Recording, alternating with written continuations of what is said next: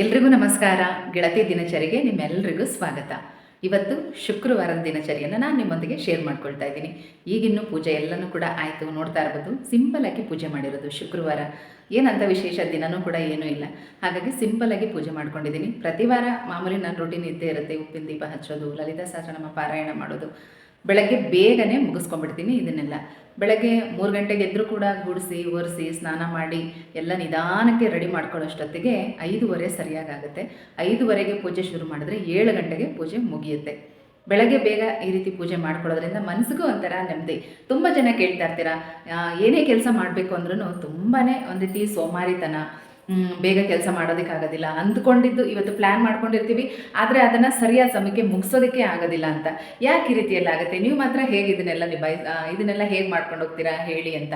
ಖಂಡಿತವಾಗ್ಲೂ ಒಂದು ಮನೆಯಲ್ಲಿ ಪಾಸಿಟಿವ್ ವಾತಾವರಣ ಇದ್ದರೆ ನಾವು ಮಾಡೋ ಕೆಲಸದಲ್ಲಾಗಿರಲಿ, ಮತ್ತು ನಮ್ಮಲ್ಲೂ ಅಷ್ಟೇ ಬೆಳಗ್ಗೆ ಎದ್ದು ಕೆಲಸಕ್ಕೆ, ಸ್ಕೂಲು ಕಾಲೇಜುಗಳಿಗೆ ಹೋಗುವಂಥವ್ರಿಗೂ ಕೂಡ ಅದು ಒಳ್ಳೆಯದೇ ಇರುತ್ತೆ. ಹಾಗಾಗಿ ಬೆಳಗ್ಗೆ ಎದ್ದ ತಕ್ಷಣ ಕೆಲವೊಂದು ಸಿಂಪಲ್ ಟಿಪ್ಸನ್ನು ಫಾಲೋ ಮಾಡಿ ಸಾಕು.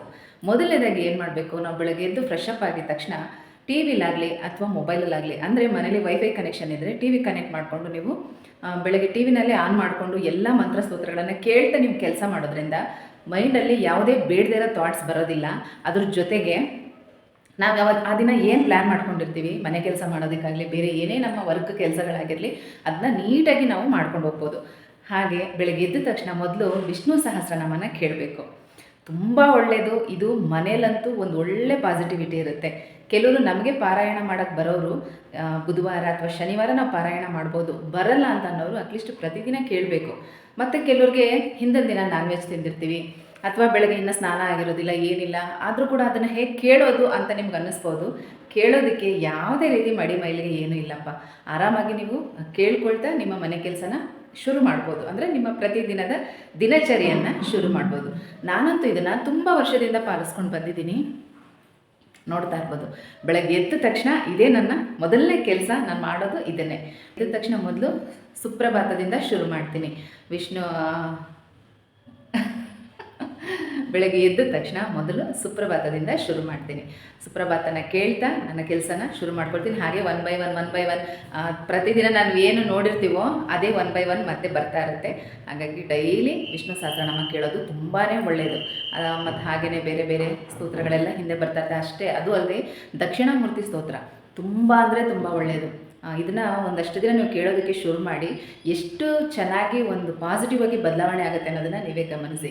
ಅಷ್ಟೇ ಅಲ್ಲ, ಇವತ್ತು ಒಂದು ಸ್ವಲ್ಪ ಹೆಲ್ತ್ ಟಿಪ್ಸನ್ನು, ಅಂದರೆ ಈಗ ನಾವು ಯಾವಾಗಲೂ ಬರೀ ಕೆಲಸನೇ ಮಾಡ್ಕೊಂಡಿರ್ತೀವಿ ಅಂತಂದರೆ ಆಗಲ್ಲಲ್ವ. ನಮಗೂ ಕೆಲಸ ಮಾಡೋದಕ್ಕೆ ಸ್ಟ್ರೆಂತ್ ಬೇಕಲ್ವ. ಹಾಗಾಗಿ ಒಂದು ಸ್ವಲ್ಪ ಪ್ರೋಟೀನ್ ಫುಡ್ಗಳನ್ನು ನಾವು ಯಾವ್ಯಾವ ರೀತಿ ತೊಗೋಬೇಕು ಅನ್ನೋದನ್ನು ತಿಳಿಸ್ಕೊಡ್ತಾ ಇದ್ದೀನಿ. ಪ್ರೋಟೀನ್ ಫುಡ್ಡನ್ನು ತೊಗೋಬೇಕು ಅಂತ ಹೇಳಿ ಡೈಲಿ ₹100 ನಾವು ಖರ್ಚು ಮಾಡಿ ಡ್ರೈ ಫ್ರೂಟ್ಸ್ ಎಲ್ಲ ತಿನ್ನೋದಕ್ಕೂ ಸಾಧ್ಯ ಆಗೋದಿಲ್ಲ. ಯಾವಾಗಲೂ ದುಡ್ಡಿರುತ್ತೆ, ನಾವು ಯಾವಾಗಲೂ ಡ್ರೈ ಫ್ರೂಟ್ಸೇ ತಿಂತೀವಿ, ಇದನ್ನೆಲ್ಲ ಹೇಳೋದಕ್ಕೂ ಕೂಡ ಆಗಲ್ಲ. ಹಾಗಾಗಿ ಮನೇಲಿ ಇರುವಂಥ ವಸ್ತುಗಳಲ್ಲೇ ನಾವು ಏನು ಪ್ರತಿ ತಿಂಗಳು ಮನೆಗೆ ಒಂದು ಪ್ರಾವಿಷನ್ ರೇಷನ್ಗಳು ತೊಗೊಂಬರ್ತೀವಿ. ಪ್ರತಿ ತಿಂಗಳು ಮನೆಗೆ ನಾವೇನು ರೇಷನ್ ತೊಗೊಂಬರ್ತೀವಿ ಅದರಲ್ಲೇ ನಾವು ಒಳ್ಳೊಳ್ಳೆ ಪ್ರೋಟೀನ್ ಇರೋವಂಥ ಕಾಳುಗಳಾಗಿರಲಿ, ಮತ್ತು ಇಂಥದ್ದನ್ನೆಲ್ಲ ಹೇಗೆ ನಾವು ತಿನ್ನಬೇಕು, ಅದರಲ್ಲಿ ನಮಗೆ ಹೇಗೆ ಎಷ್ಟೆಲ್ಲ ಬೆನಿಫಿಟ್ಸ್ ಸಿಗುತ್ತೆ ಅನ್ನೋದನ್ನು ತಿಳಿಸ್ಕೊಡ್ತಾ ಇದ್ದೀನಿ.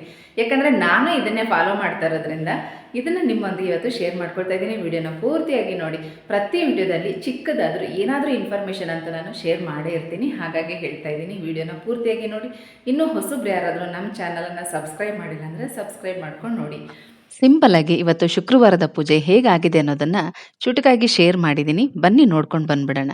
ನಮ್ಮ ದೇಹ ಹೊರಗಿಂದ ಮಾತ್ರ ಅಲ್ಲ, ಒಳಗಿಂದನೂ ಚೆನ್ನಾಗಿರ್ಬೇಕು ಅಂದ್ರೆ ಮೊದಲು ನಾವು ಹೆಚ್ಚಾಗಿ ನೀರು ಕುಡಿಬೇಕು.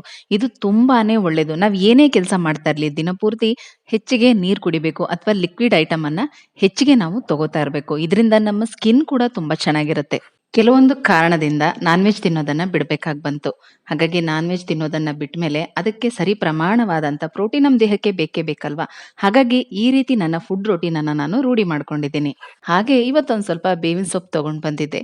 ಹಾಗಾಗಿ ಓಂ ಶಕ್ತಿ ಅಮ್ಮನವರ ಫೋಟೋಗೆ ಬೇವಿನ ಸೊಪ್ಪನ್ನ ಇಟ್ಟಿದ್ದೀನಿ. ಸಾಯಿಬಾಬಾನ ವಿಗ್ರಹಕ್ಕೂ ಕೂಡ ಬೇವಿನ ಸೊಪ್ಪನ್ನ ಇಟ್ಟು ಪೂಜೆ ಮಾಡೋದು ತುಂಬಾನೇ ಒಳ್ಳೇದು. ಇವತ್ತಿನ ಸಿಂಪಲ್ ಪೂಜೆ ಹೇಗೆ ಅನ್ನಿಸ್ತು ಅನ್ನೋದನ್ನ ಕಮೆಂಟ್ಸ್ ಅಲ್ಲಿ ತಿಳಿಸಿ. ಬನ್ನಿ ಈಗ ನಾನು ಯಾವ ರೀತಿ ನನ್ನ ಒಂದು ಪ್ರೋಟೀನ್ ಫುಡ್ ರೊಟೀನ್ ಅನ್ನ ಮೇಂಟೈನ್ ಮಾಡ್ಕೊಂಡು ಹೋಗ್ತಾ ಇದ್ದೀನಿ ಅನ್ನೋದನ್ನ ನಿಮಗೆ ತಿಳಿಸ್ತೀನಿ. ನಾನ್ ವೆಜ್ ತಿನ್ನೋರು ಅಥವಾ ನಾನ್ ವೆಜ್ ತಿಂದೇದವರು ಇಬ್ರು ಕೂಡ ಫಾಲೋ ಮಾಡ್ಬೋದು. ನಾನು ಕೂಡ ಈಗ ಸುಮಾರು ವರ್ಷಗಳಿಂದ ನಾನ್ ವೆಜ್ ತಿನ್ನೋದನ್ನ ಬಿಟ್ಟಿದ್ದೀನಿ. ಹಾಗಾಗಿ ಈ ರೀತಿ ನನ್ನ ಒಂದು ಪ್ರೋಟೀನ್ ಫುಡ್ ರೊಟೀನನ್ನು ನಾನು ಫಾಲೋ ಮಾಡ್ಕೊಂಡು ಹೋಗ್ತಾ ಇದ್ದೀನಿ. ಪ್ರತಿದಿನ ಇದನ್ನೆಲ್ಲ ತಿನ್ನಲೇಬೇಕು ಅಂತ ಏನೂ ಇಲ್ಲ. ವಾರದಲ್ಲಿ ಅಟ್ಲೀಸ್ಟ್ ಒಂದು 3-4 ದಿನನಾದ್ರೂ ನಾವು ಈ ರೀತಿ ಫುಡ್ಗಳನ್ನ ತಗೋಬೇಕು. ಆಗ ನಮ್ಮ ಬಾಡಿನಲ್ಲಿ ಪ್ರೋಟೀನ್, ಕ್ಯಾಲ್ಸಿಯಂ, ಐರನ್ ಇದೆಲ್ಲ ಕೂಡ ಬ್ಯಾಲೆನ್ಸ್ ಆಗ್ತಾ ಹೋಗುತ್ತೆ. ಯಾಕೆ ಅಂದ್ರೆ ಈಗ ಅತಿ ಆದ್ರೆ ಅಮೃತ ಅನ್ನೋ ವಿಷ ಅಂತ ಹೇಳ್ತಾರೆ. ಹಾಗಾಗಿ ಪ್ರತಿದಿನ ಟೈಮ್ ಟು ಟೈಮ್ ಇದನ್ನೆಲ್ಲ ತಿನ್ನಿ ಅಂತ ನಾನು ಹೇಳೋದಿಲ್ಲ. ಇದಕ್ಕೆ ಅಂತ ವಾರದಲ್ಲಿ ಒಂದು 3-4 ದಿನನಾದ್ರೂ ಒಂದು ಅರ್ಧ ಗಂಟೆ ಟೈಮ್ ಕೊಟ್ಟು ನಿಮ್ಮನ್ನ ನೀವು ಕೇರ್ ಮಾಡಿ ಅಂತ ನಾನು ಹೇಳ್ತಾ ಇದ್ದೀನಿ. ಇದನ್ನ ಬಡವರ ಬಾದಾಮಿ ಅಂತ ಹೇಳ್ತಾರೆ. ನಿಮ್ಗೂ ಕೂಡ ಗೊತ್ತು. ಇದು ಕಡಲೆಕಾಯಿ ಬೀಜ. ಕಡಿಮೆ ಬೆಲೆಯಲ್ಲಿ ಪ್ರತಿಯೊಬ್ಬರಿಗೂ ಸಿಗುವಂತ ವಸ್ತು. ಇದರಲ್ಲಿರುವಂತ ಪೌಷ್ಟಿಕಾಂಶ ಬಾದಾಮಿಗಿಂತ ಏನೂ ಕಡಿಮೆ ಇಲ್ಲ. ಕಡಿಮೆ ಬೆಲೆಯಲ್ಲಿ ಸಿಗುವಂತ ಈ ಒಂದು ಕಡಲೆಕಾಯಿ ಬೀಜನ ಪ್ರತಿದಿನ ಈ ರೀತಿ ಹಿಂದಿನ ದಿನ ರಾತ್ರಿ ನೀರಿನಲ್ಲಿ ನೆನೆಸಿ ಬೆಳಗ್ಗೆ ಎದ್ದ ತಕ್ಷಣ 1 ಗ್ಲಾಸ್ ಬಿಸಿನೀರನ್ನ ಕುಡಿದು ಆಮೇಲೆ ಇದನ್ನ ತಿನ್ಬೇಕು. ಸಿಪ್ಪೆ ಸಮೇತ ತಿಂತಿರೋ, ಸಿಪ್ಪೆನ ಬಿಡಿಸಿ ತಿಂತಿರೋ ಅದು ನಿಮಗೆ ಬಿಟ್ಟಿದ್ದು. ಯಾಕಂದ್ರೆ ಇದರಲ್ಲಿ ಸಿಪ್ಪೆನಲ್ಲೂ ಕೂಡ ಒಳ್ಳೆ ಪ್ರೋಟೀನ್ ಅಂಶ ಇರೋದ್ರಿಂದ ಸಿಪ್ಪೆ ಸಹಿತವಾಗಿ ನಾವು ತಿನ್ಬಹುದು. ಮಕ್ಕಳಿಗೆ ಕೊಡುವಾಗ ಸಿಪ್ಪೆನ ಬಿಡಿಸಿ ಬೇಕಾದ್ರೆ ಕೊಡಬಹುದು, ಸಿಪ್ಪೆ ಸಹಿತವಾಗಿ ಕೂಡ ಕೊಡಬಹುದು. ಇನ್ನು ಎದೆ ಹಾಲು ಕುಡಿಸುವಂತ ತಾಯಂದ್ರಿಗೂ ಕೂಡ ಈ ರೀತಿ ನೆನೆಸಿಟ್ಟು ಬೆಳಗ್ಗೆ ಈ ಕಡಲೆಕಾಯಿ ಬೀಜ ತಿನ್ನೋದ್ರಿಂದ ಮೂಳೆಗಳು ಕೂಡ ಸ್ಟ್ರಾಂಗ್ ಆಗತ್ತೆ ಮತ್ತೆ ಅವರಲ್ಲಿ ಎದೆ ಹಾಲಿನ ಉತ್ಪತ್ತಿ ಕೂಡ ಹೆಚ್ಚಾಗತ್ತೆ. ವಾರದಲ್ಲಿ 2 ಅಥವಾ 3 ದಿನ ಒಂದು 10 ಕಡಲೆಕಾಯಿ ಬೀಜನ ನಾವು ತಿನ್ನೋದ್ರಿಂದ ನಮ್ಮ ಹೃದಯ ಮತ್ತು ರಕ್ತ ಪರಿಚಲನೆ ಶುದ್ಧವಾಗಿರುತ್ತೆ. ಅಷ್ಟೇ ಅಲ್ಲದೆ ಕೊಲೆಸ್ಟ್ರಾಲ್ ಕೂಡ ಕಡಿಮೆ ಆಗುತ್ತೆ. ಅಂದ್ರೆ ತೂಕ ಇಳಿಸ್ಕೊಳ್ಳೋದಕ್ಕೂ ಕೂಡ ನಾವು ಇದನ್ನ ಉಪಯೋಗಿಸಬಹುದು. ಅಷ್ಟೇ ಅಲ್ಲದೆ ರಕ್ತದಲ್ಲಿರುವಂತ ಸಕ್ಕರೆ ಅಂಶವನ್ನು ಕೂಡ ಇದು ಕಡಿಮೆ ಮಾಡುತ್ತೆ. ಸಿಪ್ಪೆ ಸಮೇತ ಈ ಒಂದು ಕಡಲೆಕಾಯಿ ಬೀಜನ ತಿನ್ನೋದ್ರಿಂದ ನಮಗೆ ಜೀರ್ಣಕ್ರಿಯೆ ಕೂಡ ಸುಲಭವಾಗಿ ಇರುತ್ತೆ.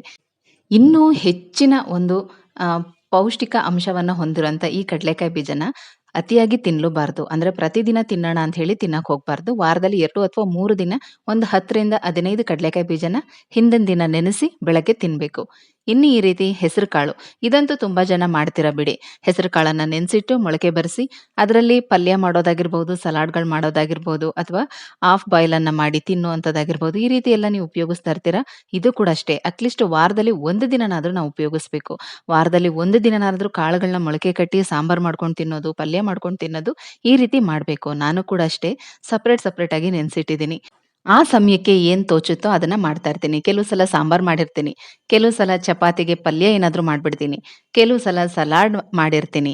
ಹಾಗಾಗಿ ಒಟ್ನಲ್ಲಿ ಕಾಳಂತೂ ವಾರಕ್ಕೆ 1 ಸಲ ಮೊಳಕೆ ಕಟ್ಟಿರ್ತೀನಿ. ಈ ರೀತಿ ಮೊಳಕೆ ಕಟ್ಟಿರೋ ಇಷ್ಟು ಕ್ವಾಂಟಿಟಿ ಕಾಳು ನಮಗೆ 2 ದಿನಕ್ಕಾಗತ್ತೆ. ನಾನು ನನ್ನ ಮಗನೇ ಹೆಚ್ಚಾಗಿ ತಿನ್ನೋದು. ಅವನು ಕೂಡ ಜಿಮ್‌ಗೆಲ್ಲ ಹೋಗೋದ್ರಿಂದ ಅವನಿಗೂ ಕೂಡ ಇದರಲ್ಲಿ ಒಳ್ಳೊಳ್ಳೆ ಪ್ರೋಟೀನ್‌ಗಳೇ ಸಿಗುತ್ತೆ. ಹಾಗಾಗಿ ವಾರದಲ್ಲಿ 2 ದಿನ ಮೊಳಕೆ ಕಾಳನ್ನ ಯೂಸ್ ಮಾಡ್ತಾ ಇರ್ತೀನಿ. ಇನ್ನು ಈ ರೀತಿ ಚಿಯಾ ಸೀಡ್ಸ್ ಆಗಿರ್ಬೋದು, ಇದನ್ನು ಕೂಡ ಅಷ್ಟೇನೆ. ಇದನ್ನು ತುಂಬಾನೇ ಒಳ್ಳೇದು. ನಮಗೆ ಮೂಳೆಗಳು ತುಂಬಾನೇ ಸ್ಟ್ರೆಂತ್ ಆಗತ್ತೆ. 35 ವರ್ಷ ಆದ್ಮೇಲೆ ಪ್ರತಿಯೊಬ್ಬ ಹೆಣ್ಮಕ್ಳಿಗೂ ಕೂಡ ಅಷ್ಟೇ ಮೂಳೆಗಳು ವೀಕ್ ಆಗ್ತಾ ಇರುತ್ತೆ. ಮೊದಲು ಶುರು ಆಗೋದೇ ಬಲ ಭುಜದ ಜಾಯಿಂಟ್ ಪೇನ್. ಅಲ್ಲಿಂದ ಶುರು ಆಗುತ್ತೆ. ನಮಗೆ ಮೂಳೆಗಳು ವೀಕ್ ಆಗ್ತಾ ಬರುತ್ತೆ. ಇಮ್ಮಡಿ ನೋವು ಬರುತ್ತೆ. ಕೂತ್ರೆ ಸಡನ್ ಆಗಿ ಎದ್ದೇಳಕ್ಕಾಗಲ್ಲ. ಬೆಳಗ್ಗೆ ಎದ್ದೇಳುವಾಗ ತುಂಬಾ ಕಷ್ಟ ಆಗುತ್ತೆ. ನೆಲದ ಮೇಲೆ ಕೂತ್ಕೊಂಡು ಊಟ ಮಾಡೋದಿಕ್ಕಾಗಲ್ಲ. ಈ ರೀತಿ ಎಲ್ಲ ಸಮಸ್ಯೆಗಳು ಶುರು ಆಗ್ಬಿಡುತ್ತೆ. ಹಾಗಾಗಿನೇ ಹೇಳ್ತಾ ಇದ್ದೀನಿ, ಪ್ರತಿಯೊಬ್ರು ಕೂಡ ಇದನ್ನ ವಾರದಲ್ಲಿ 1 ಅಥವಾ 2 ದಿನ ತಗೋಬಹುದು. ಒಂದು 1/4 ಸ್ಪೂನ್ ಅಷ್ಟು ಚಿಯಾ ಸೀಡ್ಸ್ ಅನ್ನ ಬೆಚ್ಚಗಿರೋ ನೀರಲ್ಲಿ ನೆನೆಸಿಟ್ಬಿಟ್ರೆ ಅದು ಚೆನ್ನಾಗಿ ಎಲ್ಲ ನೆನೆಯುತ್ತೆ. ಆಮೇಲೆ ಅದೊಂಥರ ಜೆಲ್ಲಿ ತರ ಆಗುತ್ತೆ. ಅದನ್ನ ನಾವು ಕುಡಿಬಹುದು. ತುಂಬಾ ಚೆನ್ನಾಗಿರುತ್ತೆ. ಆದ್ರೆ ಪ್ರತಿದಿನ ಕುಡಿಯೋದು ಬೇಡ. ಕೆಲವ್ರಿಗೆ ಅದು ಸೆಟ್ ಆಗೋದಿಲ್ಲ. ಸೈಡ್ ಅಲ್ಲಿ ಕಿಡ್ನಿ ಹತ್ರ ಚುಚ್ಚದಂಗಾಗಿ ನೋವು ಬಂದ್ಬಿಡುತ್ತೆ. ಹಾಗಾಗಿ ಹೇಳ್ತಾ ಇದ್ದೀನಿ, ವಾರದಲ್ಲಿ 1 ದಿನ ಅದನ್ನ ನಾವು ಕುಡಿಬಹುದು. ಮತ್ತೆ ಈ ಒಂದು ಸೋಯಾ ಚಂಕ್ಸ್, ಇದರಲ್ಲೂ ಕೂಡ ಅಷ್ಟೇ ಹೆವಿ ಪ್ರೋಟೀನ್ ಇರುತ್ತೆ. ನಾವು ಪ್ರತಿದಿನದ ಅಡಿಗೆಯಲ್ಲಿ ಉಪಯೋಗಿಸ್ಕೊಳ್ಬಹುದು. ನಾನ್ ವೆಜ್ ತಿನ್ನಲ್ಲ ಅನ್ನೋರ್ಗಂತೂ ತುಂಬಾ ಒಳ್ಳೆ ಬೆನಿಫಿಟ್ ಇದೆ ಇದರಲ್ಲಿ. ಹಾಗಾಗಿ ಇದರಲ್ಲಿ ಬೇರೆ ಬೇರೆ ರೀತಿ ರೆಸಿಪಿಗಳನ್ನು ಕೂಡ ಮಾಡ್ಕೊಂಡು ತಿನ್ಬಹುದು. ತುಂಬಾನೇ ಒಳ್ಳೇದು. ಇದು ಯಾವುದೇ ರೀತಿ ನಾನ್ ವೆಜ್‌ಗೆ ಸಂಬಂಧಪಟ್ಟಿದಂತೂ ಅಲ್ವೇ ಅಲ್ಲ. ಸೋಯಾ ಸೀಡ್ಸ್ ಇಂದ ಮಾಡಿರುವಂತದ್ದು. ಕೆಲವರಲ್ಲಿ ಇದು ಕೂಡ ಒಂದು ನಂಬಿಕೆ ಇರುತ್ತೆ. ತಿನ್ಬೋದು, ತಿನ್ನಬಾರ್ದು, ಅದು ಕೂಡ ನೋಡೋದಕ್ಕೆ ಸ್ಮೆಲ್ ಚೆನ್ನಾಗಿರಲ್ಲ, ನಾನ್ ವೆಜ್ ತರ ಇದೆ ಅಂತ. ಹಾಗಾಗಿ ಇದು ವೆಜ್ಜೇನೆ ಆರಾಮಾಗಿ ಯೂಸ್ ಮಾಡ್ಬೋದು. ಹಾಗೇನೆ ಈ ಎಳ್ಳುಂಡೆಗಳು, ಇದನ್ನ ನಾವು ಮನೇಲೇ ಮಾಡ್ಕೋಬಹುದು. ಕಡಿಮೆ ಬೆಲೆಯಲ್ಲಿ ಸಿಗುವಂಥ ವಸ್ತು. ಆದರೆ ಇದರ ಬೆನಿಫಿಟ್ ಅಂತೂ ಅಷ್ಟಿಷ್ಟಿಲ್ಲ. ಹಾಗಾಗಿ ಹೇಳ್ತಾ ಇದ್ದೀನಿ, ಹೆಣ್ಣು ಮಕ್ಳಿಗಂತೂ ಅದರಲ್ಲೂ 35 ವರ್ಷ ಆದ ನಂತರ ಇದನ್ನೆಲ್ಲ ಕಂಪಲ್ಸರಿ ತಿನ್ನಲೇಬೇಕು. ಮನೆಯಲ್ಲೇ ನ್ಯಾಚುರಲ್ ಆಗಿ ನಾವು ಮಾಡಿಕೊಂಡು ಅದನ್ನು ಸ್ವಲ್ಪ ಹುರಿದು ಪುಡಿ ಮಾಡಿ ಬೆಲ್ಲನ ಸೇರಿಸಿ ಆಗಾಗ 1 ಸ್ಪೂನು, ಒಂದು ದಿನಕ್ಕೆ 1 ಅಥವಾ 2 ಸ್ಪೂನ್ ನಾವು ಇದನ್ನು ತಿನ್ನೋದ್ರಿಂದ ನಮ್ಮ ಮೂಳೆಗಳು ಆದಷ್ಟು ಸ್ಟ್ರಾಂಗ್ ಆಗಿರುತ್ತೆ. ಮತ್ತೆ ಇದರಲ್ಲಿರುವಂಥ ಆಯಿಲಿ ಅಂಶ ನಮ್ಮ ಮೂಳೆ ಜಾಯಿಂಟಲ್ಲಿರುವಂಥ ಗ್ರೀಸ್ ಏನಾದರೂ ಅದು ಬೇಗ ಮೆಲ್ಟ್ ಆಗೋದ್ರೇನೆ ನಮಗೆ ಜಾಯಿಂಟ್ ಪೇನ್‌ಗಳೆಲ್ಲ ಬರುವಂಥದ್ದು. ಈ ಎಳ್ಳನ್ನ ನಾವು ಜಾಸ್ತಿ ಉಪಯೋಗಿಸೋದ್ರಿಂದ ಮೂಳೆ ತುಂಬಾ ಸ್ಟ್ರಾಂಗ್ ಆಗಿರುತ್ತೆ. ವಯಸ್ಸಾದ್ರೂ ಕೂಡ ಚೆನ್ನಾಗಿ ಓಡಾಡ್ಬಹುದು. ಜೊತೆಗೆ ಇದರಲ್ಲಿರುವಂಥ ಎಣ್ಣೆ ಅಂಶ ನಮ್ಮ ಸ್ಕಿನ್‌ಗೂ ಕೂಡ ತುಂಬಾ ಒಳ್ಳೇದು. ಹಿಂದಿನ ಕಾಲದಲ್ಲಿ ಅಂದ್ರೆ ಸ್ವಲ್ಪ ಹಿಂದೆ ಏನಾದ್ರೂ ಮೂಳೆ ಮುರಿದಿದ್ರೆ ಅದನ್ನ ಕಟ್ ಹಾಕುವಾಗ, ಜಾಯಿಂಟ್ ಕೂರಿಸುವಾಗ ಎಳ್ಳೆಣ್ಣೆಯಿಂದಾನೇ ಮಸಾಜ್ ಮಾಡಿ ಮತ್ತೆ ಉಳುಕಿದ್ರೆ ಕಾಲು ಕೈಗಳೇನಾದ್ರೂ ಉಳುಕಿದ್ರೆ ಆ ಉಳುಕು ತೆಗೆಯುವಾಗ್ಲೂ ಕೂಡ ಎಳ್ಳೆಣ್ಣೆನೇ ಉಪಯೋಗಿಸಿ ಮಸಾಜ್ ಮಾಡ್ತಾ ಇದ್ರಂತೆ. ನಮ್ಮ ಅಜ್ಜಿ ಹೇಳ್ತಾ ಇದ್ರು ಇದನ್ನ. ಮತ್ತೆ ಮಕ್ಳುಗಳು ಚಿಕ್ಕವರಿರುವಾಗ್ಲೂ ಅಷ್ಟೇ ಈಗೆಲ್ಲ ಬಾದಾಮ್ ಆಯಿಲು, ಆಲ್ಮಂಡ್ ಆಯಿಲು ಅದು ಇದು ಅಂತ ಮಸಾಜ್‌ಗೆನೇ ತರ ಆಯಿಲ್‌ಗಳೆಲ್ಲ ಸಿಗುತ್ತೆ. ಆದ್ರೆ ಆಗ ಬರೀ ಎಳ್ಳೆಣ್ಣೆಯಿಂದಾನೇ ಎಳೆ ಮಕ್ಕಳಿಗೆ ಬಾಡಿ ಮಸಾಜ್ ಮಾಡ್ತಾ ಇದ್ದಿದ್ದು. ಒಂದ್ ರೀತಿ ಬಾಡಿ ಹೀಟ್ ಅಲ್ಲಿ ಇರ್ಬೇಕು ಅನ್ನೋ ಕಾರಣ, ಮತ್ತೆ ಮೂಳೆಗಳು ಸ್ಟ್ರಾಂಗ್ ಆಗಿರ್ಬೇಕು ಅನ್ನೋದು, ಮತ್ತೆ ಸ್ಕಿನ್ ಚೆನ್ನಾಗಿರ್ಬೇಕು ಅನ್ನೋದು. ಈ ಕಾರಣದಿಂದ ಎಳ್ಳೆಣ್ಣೆನ ಯೂಸ್ ಮಾಡ್ತಾ ಇದ್ರು. ಹಾಗಾಗಿ ನಾವು ಕೂಡ ಅಷ್ಟೇನೆ ವಾರದಲ್ಲಿ 2 ಅಥವಾ 3 ದಿನ ಎಳ್ಳನ್ನ ಪುಡಿ ಮಾಡಿ ಇಟ್ಕೊಂಡು ಅದಕ್ಕೆ ಸ್ವಲ್ಪ ಬೆಲ್ಲ ಸೇರಿಸ್ಕೊಂಡು ಒಂದು ದಿನಕ್ಕೆ 1 ಅಥವಾ ಅರ್ಧ ಸ್ಪೂನ್ ಅನ್ನ ತಿಂತಾ ಬರಬೇಕು. ಗರ್ಭಕೋಶಕ್ಕೆ ಏನಾದ್ರೂ ಎಫೆಕ್ಟ್ ಆಗುತ್ತಾ, ಡೇಟ್ ಬಂದಾಗ ಹೊಟ್ಟೆ ನೋವು ಬರೋದು ಈ ರೀತಿ ಎಲ್ಲ ಆಗತ್ತೆ ಅಂತ ಭಯ ಬೇಡವೇ ಬೇಡ. ಖಂಡಿತವಾಗ್ಲೂ ಇದು ನಮ್ಮ ದೇಹದಲ್ಲಿರುವಂಥ ಬ್ಲಡ್ ಅನ್ನ ಶುದ್ಧೀಕರಿಸುತ್ತೆ. ಮತ್ತೆ ಚರ್ಮದಲ್ಲಿ ಯಾವಾಗ್ಲೂ ಆಯಿಲಿ ಅಂಶನ ಇರಿಸುತ್ತೆ. ಹಾಗಾಗಿ ಈ ಒಂದು ಎಳ್ಳುಂಡೆಯನ್ನು ಕೂಡ ನಾವು ಪ್ರತಿದಿನ ತಿನ್ಬಹುದು ಅಥವಾ ಅದನ್ನ ಪೌಡರ್ ಮಾಡ್ಕೊಂಡು ಕೂಡ ಯೂಸ್ ಮಾಡ್ಬೋದು. ಇನ್ನು ಪನ್ನೀರ್ ಕೂಡ ಅಷ್ಟೇನೆ ತುಂಬಾ ಅಂದ್ರೆ ತುಂಬಾ ಒಳ್ಳೇದು. ಈ ಒಂದು ಡೈರಿ ಪ್ರಾಡಕ್ಟ್‌ಗಳನ್ನು ಕೂಡ ಅಷ್ಟೇನೆ ನಾವು ಆಲ್ಮೋಸ್ಟ್ ವಾರದಲ್ಲಿ 2 ದಿನ ಯೂಸ್ ಮಾಡೋದ್ರಿಂದ ನಮ್ಮ ದೇಹಕ್ಕೆ ಬೇಕಾಗಿರೋಂಥ ಒಳ್ಳೆ ಪ್ರೋಟೀನ್ ಅಂಶಗಳು ಸಿಗ್ತಾ ಇರುತ್ತೆ. ನಿಜ ಹೇಳ್ತೀನಿ, ಹೆಣ್ಣು ಮಕ್ಕಳಿಗೆ ತುಂಬಾನೇ ಅವಶ್ಯಕತೆ ಈಗ ನಾನು ಹೇಳುವಂಥ ಐಟಮ್‌ಗಳೆಲ್ಲನೂ ಕೂಡ ಅಷ್ಟೇ. ಸಿಂಪಲ್ ರೆಸಿಪಿಗಳನ್ನ ಮಾಡ್ಕೊಳ್ಳಿ. ಈ ಒಂದು ಪನ್ನೀರು ಅಷ್ಟೇನೆ ಇದಕ್ಕೆ ಗ್ರೇವಿ ಮಾಡಬೇಕು, ಅದು ಇದು ತುಂಬಾ ಕೆಲಸ ಹಿಡಿಯುತ್ತೆ, ಮಾಡೋದಿಕ್ಕಾಗಲ್ಲ ಅಂತ ಯೋಚನೆ ಮಾಡಬೇಡಿ. ಸಿಂಪಲ್ ಆಗಿ ಒಂದು 2 ಸ್ಪೂನ್ ಆಯಿಲ್ ಹಾಕೊಂಡು ಅದಕ್ಕೆ ಒಂದೇ ಒಂದು ಚಿಟಿಕೆ ಅರಿಶಿನ ಪುಡಿ, ಒಂದು ಚಿಟಿಕೆ ಗರಂ ಮಸಾಲ, ಒಂದು ಚಿಟಿಕೆ ಉಪ್ಪು ಮತ್ತೆ ಚಿಲ್ಲಿ ಪೌಡರ್ ಇದಿಷ್ಟನ್ನು ಹಾಕಿ ಸ್ವಲ್ಪ ಬಿಸಿ ಮಾಡಿ ಕಟ್ ಮಾಡ್ಕೊಂಡಿರುವಂಥ ಪನ್ನೀರನ್ನ ಅದರಲ್ಲಿ ಮಿಕ್ಸ್ ಮಾಡಿದ್ದೀನಿ ಅಷ್ಟೇನೆ. ಎಷ್ಟು ಟೇಸ್ಟಿಯಾಗಿರುತ್ತೆ ಗೊತ್ತಾ? ಒಂದು 5 ನಿಮಿಷ ಇದನ್ನ ಫ್ರೈ ಮಾಡ್ಬಿಟ್ರೆ ಸಾಕು. ನಾವು ಹಾಕಿರೋಂಥ ಮಸಾಲ ಎಲ್ಲ ಪನ್ನೀರ್ ಅಬ್ಸರ್ವ್ ಮಾಡ್ಕೊಳ್ಳುತ್ತೆ. ಡ್ರೈ ಫ್ರೈ ತುಂಬಾ ಚೆನ್ನಾಗಿರುತ್ತೆ. ಸೋಯಾ ಚಂಕ್ಸ್ ಕೂಡ ಅಷ್ಟೇನೆ. ನಾನು ಇದೇ ರೀತಿನೇ ಮಾಡ್ತಾ ಇರ್ತೀನಿ ಆಗಾಗ. ಇದು ತುಂಬಾ ಏನಾದ್ರೂ ಕೆಲಸ ಇದೆ ಮಾಡೋದಿಕ್ಕಾಗಲ್ಲ ಮಸಾಲೆ ರುಬ್ಬಿ ಅದು ಇದು ಅಂತ ಅನ್ನೋಂಥ ಟೈಮಲ್ಲಿ ಅದನ್ನು ಕೂಡ ಅಷ್ಟೇ ಬಿಸಿನೀರು ಕಾಯಿಸಿ ಸ್ವಲ್ಪ ಹೊತ್ತು ನೆನೆಸಿಟ್ಬಿಟ್ಟು ಆಮೇಲೆ ಅದನ್ನ ಚೆನ್ನಾಗಿ ಹಿಂಡಿ ಈ ರೀತಿ ನಾವು ಆಯಿಲ್‌ಗೆನೆ ಮಸಾಲೆ ಪೌಡರ್ ಎಲ್ಲ ಹಾಕಿ ಬಿಸಿ ಮಾಡ್ಕೊಂಡು ಅದ್ರೊಳಗಡೆ ಹಾಕಿ ಚೆನ್ನಾಗಿ ಫ್ರೈ ಮಾಡ್ಬಿಟ್ರೆ ಸಾಕು. ಲೈಟ್ ಆಗಿ ಮಸಾಲೆ ಹಿಡ್ದಿರುತ್ತೆ. ಎಷ್ಟು ಚೆನ್ನಾಗಿರುತ್ತೆ ತಿನ್ನೋದಕ್ಕೆ ಗೊತ್ತಾ? ಈ ರೀತಿ ಆಗಾಗ ಮಾಡ್ಕೊಂಡು ತಿನ್ನಿ. ಇದನ್ನೆಲ್ಲ ಪ್ರತಿದಿನ ತಿನ್ನಿ, ಇದನ್ನೆಲ್ಲ ಪ್ರತಿದಿನ ತಗೊಳ್ಳಿ ಅಂತ ನಾನು ಹೇಳೋದಿಲ್ಲ. ವಾರದಲ್ಲಿ 1 ಅಥವಾ 2 ದಿನ ಇದನ್ನೆಲ್ಲ ತಿನ್ಬೇಕು. ಆಗ ನಾವು ಆರೋಗ್ಯವಾಗಿರ್ತೀವಿ. ಕಷ್ಟಪಟ್ಟು ದುಡಿತೀವಿ, ದುಡ್ದಿರೋ ದುಡ್ಡನ್ನ ಆಸ್ಪತ್ರೆಗೆ ಹಾಕೋ ಬದಲು ನಮ್ಮ ಹೊಟ್ಟೆಗೆ ಹಾಕೊಳ್ಳೋಣ ಅಲ್ವಾ? ರಾತ್ರಿ ಊಟಕ್ಕೆ ಈ ರೀತಿ ಸಿಂಪಲ್ ಆಗಿ ಮೊಳಕೆ ಕಟ್ಟಿರೋ ಹೆಸರು ಕಾಳಿನ ಪಲ್ಯ ಮತ್ತೆ ಪನ್ನೀರ್‌ನ ಡ್ರೈ ಫ್ರೈ, ಚಪಾತಿ ಇದಿಷ್ಟನ್ನ ಮಾಡಿದ್ದೀನಿ. ಸಿಂಪಲ್ ಊಟ ಅಂತಾನೆ ಹೇಳ್ಬೋದು. ನಾನ್ ವೆಜ್ ತಿನ್ನೋದ್ರಿಂದ ಮಾತ್ರನೇ ಆರೋಗ್ಯವಾಗಿರ್ತೀವಿ, ಪ್ರೋಟೀನು ಎಲ್ಲ ಸಿಗುತ್ತೆ ಅಂತಲ್ಲ. ನಾನ್ ವೆಜ್ ತಿಂದಿದವರು ಕೂಡ ಈ ರೀತಿ ಎಲ್ಲ ತಿನ್ಬಹುದು. ಇನ್ನೂ ಕೂಡ ಸಾಕಷ್ಟು ಸೊಪ್ಪು, ತರಕಾರಿಗಳಲ್ಲೂ ಕೂಡ ಸಾಕಷ್ಟು ನಮಗೆ ಬೇಕಾಗಿರುವಂಥ ಪ್ರೋಟೀನ್, ಐರನ್, ಮ್ಯಾಗ್ನೀಷಿಯಂ ಈ ರೀತಿ ಕಂಟೆಂಟ್‌ಗಳೆಲ್ಲ ಇರುತ್ತೆ. ನೀವು ಕೂಡ ಸಾಕಷ್ಟು ವಿಚಾರ ತಿಳ್ಕೊಂಡೇ ಇರ್ತೀರ. ಇರೋದ್ರಲ್ಲಿ ನಾವು ಹೇಗೆ ಮನೇಲಿ ಸಿಗುವಂಥ ವಸ್ತುಗಳಿಂದಾನೇ ನಾವು ಆರೋಗ್ಯವಾಗಿ ಇರ್ಬೋದು ತಿನ್ಕೊಂಡು ಅನ್ನೋದನ್ನ ನಾನಿವತ್ತು ಶೇರ್ ಮಾಡ್ತಾ ಇದ್ದೀನಷ್ಟೇ. ಇನ್ನು ಇದ್ರ ಜೊತೆಗೆ ವಾರದಲ್ಲಿ ಒಂದೊಂದ್ ದಿನ 2 ಖರ್ಜೂರನ ರಾತ್ರಿ ನೆನೆಸಿಟ್ಟು ಬೆಳಗ್ಗೆ ತಿನ್ನಿ. ಅದು ನಮ್ಮ ದೇಹದಲ್ಲಿ ರಕ್ತದ ಉತ್ಪತ್ತಿಯನ್ನ ಹೆಚ್ಚಾಗಿ ಮಾಡುತ್ತೆ. ಹಾಗೇನೆ ಒಣಗಿದ ದ್ರಾಕ್ಷಿ ಕೂಡ ಅಷ್ಟೇ.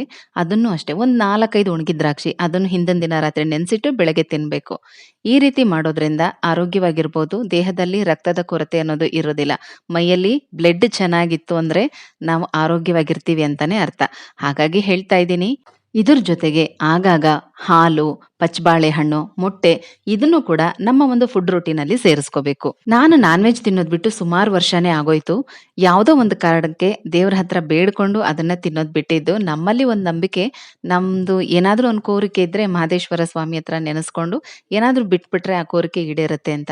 ನಾನು ಕೂಡ ಒಂದು ವಿಚಾರಕ್ಕೆ ಪ್ರಾರ್ಥನೆ ಮಾಡ್ಕೊಂಡಿದ್ದೆ. ಅದಕ್ಕಿಂತ ಮೊದಲೇ ನಾನು ತುಂಬಾ ಇಷ್ಟಪಟ್ಟು ನಾನ್ ವೆಜ್ ಎಲ್ಲ ತಿಂತಾ ಇರ್ಲಿಲ್ಲ. ತುಂಬ ಕಷ್ಟಪಟ್ಟೆ ತಿಂತಾ ಇದ್ದಿದ್ದು. ಮನೇಲಿ ಮಾಡಿರ್ತೀವಿ, ಇನ್ನು ನನಗೋಸ್ಕರ ಸಪ್ರೇಟಾಗಿ ಏನು ಮಾಡ್ಕೊಳಕ್ ಆಗಲ್ವಲ್ಲ ಅಂತ ಹೇಳಿ ತಿಂತಾ ಇದ್ದೆ ಅಷ್ಟೇ. ಆದ್ರೆ ಇದೊಂದು ನೆಪ ಸಿಕ್ತು ಅಂತ ಹೇಳಿ ಬಿಟ್ಬಿಟ್ಟೆ. ಅದೂ ಅಲ್ದೆ ಈಗ ಧನುರ್ಮಾಸ, ಮಾರ್ಗಶಿರ ಮಾಸ ಮತ್ತೆ ಮಾಘ ಮಾಸ ಅಂತ ಅದು ಇದು ನಂದು ವ್ರತಗಳು ಕೂಡ ಇರ್ತಾ ಇತ್ತು. ಅದನ್ನೆಲ್ಲ ಮಾಡುವಾಗ 1 ತಿಂಗಳು ಮತ್ತೆ 48 ದಿನ ಈ ರೀತಿ ನಾನು ವ್ರತ ಹಿಡಿತಾ ಇದ್ದೆ. ಆ ಸಮಯದಲ್ಲೂ ಕೂಡ ನಾನೇನ್ ತಿಂತಾ ಇರ್ಲಿಲ್ಲ. ಮನೆಯವ್ರಿಗೆ ಮಾತ್ರ ಮಾಡ್ಕೊಡ್ತಾ ಇದ್ದೆ. ಹೀಗಿರುವಾಗ ಮಧ್ಯೆ ಮಧ್ಯೆ ಇಷ್ಟೊಂದು ಗ್ಯಾಪ್ ಆಗಿ ನನಗೆ ಕಂಪ್ಲೀಟ್ ಆಗಿ ನಾನ್ ವೆಜ್ ತಿನ್ನೋ ಆಸೆ ಅಂತೂ ಹೊರಟೇ ಹೋಯ್ತು. ಇವಾಗ ಮನೆಯವ್ರಿಗೆ ಮಾಡ್ಕೊಡ್ತೀನಿ. ನಾನಂತೂ ಮುಟ್ಟೋದಿಲ್ಲ. ಕೆಲವ್ರು ಕೇಳ್ತಾ ಇದ್ರಿ ಅಲ್ವಾ, "ನೀವ್ಯಾಕ್ ನಾನ್ ವೆಜ್ ತಿನ್ನಲ್ಲ? ಯಾಕ್ ಬಿಟ್ಬಿಟ್ರಿ?" ಅಂತ. ಕಾರಣ ಇಷ್ಟೇನೆ. ತುಂಬಾ ದೊಡ್ಡ ಕಾರಣ ಎಲ್ಲ ಏನೂ ಇಲ್ಲ. ನನಗಿಷ್ಟ ಇಲ್ದೆ ಅದನ್ನ ತಿನ್ನೋದಕ್ಕೆ ಬಿಟ್ಟಿದ್ದು. ಆದ್ರೆ ದೇವ್ರದು ಒಂದು ನೆಪ ಆಯ್ತು ಅಷ್ಟೇನೆ. ದೇವ್ರನ್ನ ಬೇಡ್ಕೊಂಡ್ ಬಿಟ್ಬಿಟ್ಟಿದ್ದೀನಿ. ಬೇಡವೇ ಬೇಡ ಅದನ್ನ ತಿನ್ನೋದು ಅಂತ. ಅದು ಅಲ್ದೆ ಅದು 1 ದಿನ ತಿಂದ್ರೆ ಜೀರ್ಣ ಆಗೋದಕ್ಕೆ 3 ದಿನ ಬೇಕಂತೆ. ಅದ್ರ ಬಗ್ಗೆ ಸಾಕಷ್ಟು ವಿಚಾರ ತಿಳ್ಕೊಳ್ತಾ ಹೋದಾಗ ಪೂರ್ತಿಯಾಗಿ ಅದ್ರ ಮೇಲೆ ನನಗೆ ಆಸೆನೆ ಹೊರ್ಟೋಯ್ತು. ಪಾಪ ತಿನ್ನೋರು ಎಷ್ಟೋ ಜನ ಇರ್ತೀರಾ. ನಿಮಗೆ ಅದನ್ನೆಲ್ಲ ಹೇಳಿ ಬೇಜಾರ್ ಮಾಡೋದಕ್ಕೆ ನನಗಂತೂ ಇಷ್ಟ ಇಲ್ಲ. ತಿನ್ನೋರು ಆರಾಮವಾಗಿ ತಿನ್ನಿ. ಆದ್ರೆ ಎಲ್ಲವೂ ಕೂಡ ಒಂದು ಲಿಮಿಟಲ್ಲಿರ್ಬೇಕು. ಅತಿಯಾದ್ರೆ ಅಮೃತನೂ ವಿಷ ಅಂತ ಹೇಳ್ತಾರೆ. ಹಾಗಾಗಿ ಮನೆಯಲ್ಲೇ ಸಿಗುವಂತ ಕಡಿಮೆ ಬೆಲೆಯ ವಸ್ತುಗಳಲ್ಲೇ ನಮ್ಮ ಆರೋಗ್ಯನ ಹೇಗೆ ವೃದ್ಧಿ ಮಾಡ್ಕೋಬಹುದು, ಹೇಗೆ ನಾವು ಆರೋಗ್ಯನ ಕಾಪಾಡ್ಕೋಬಹುದು ಅನ್ನೋದನ್ನ ಚುಟುಕಾಗಿ ತಿಳಿಸಿದೀನಿ. ಈ ಮಾಹಿತಿ ನಿಮ್ಗೆ ಇಷ್ಟ ಆಗಿದೆ ಅಂತ ತಿಳ್ಕೊಂಡಿದ್ದೀನಿ. ಮತ್ತೆ ನೀವು ಕೂಡ ಇದನ್ನ ಫಾಲೋ ಮಾಡ್ತೀರಾ ಅಂತ ತಿಳ್ಕೊಳ್ತಾ ಮುಂದಿನ ವಿಡಿಯೋದಲ್ಲಿ ಮತ್ತೆ ಸಿಗ್ತೀನಿ. ಹೋಗ್ಬರ್ಲಾ?